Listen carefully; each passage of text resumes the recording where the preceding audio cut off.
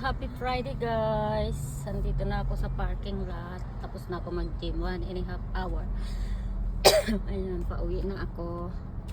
Biyernes na dito. Na-survive ko na naman ang 1 oras kalahati kong gym. Ayan. Pag uwi ko, magluluto ako ng chicken adobo saka adobong hito na isda. Binili namin sa Seafood City sa Filipino store. So, ang adobo kasi habang tumatagal, sumasarap.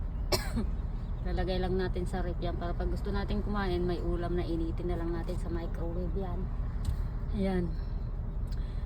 Ayan, nag lunch na rin ako. Breakfast and lunch. Nagkain ako ng 2 kutsarang rice.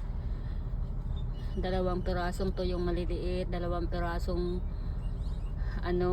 tuyong pusit galing sa Pilipinas, binigyan ng kaibigan ko. Tapos hipon saka strawberry, yan yung kinain ko.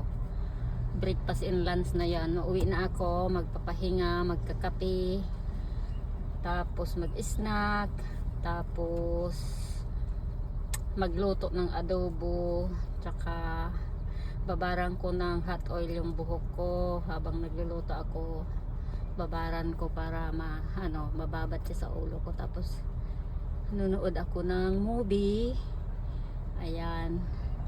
So ayan, pinainit ko lang yung sasakyan. Mag-drive na ako pa uwi. Ayan. Nakasurvive na naman ang 1 oras kalahati natin. Medyo okay na tayo. So ayan. Tapos bukas, aalis kami ng asawa ko kasi yung tita, yung birthday yata, ewan ko. Ayun, pinapapunta kami, kakain yata, iwan ko. Ayan, have a nice day guys, uwi na ako.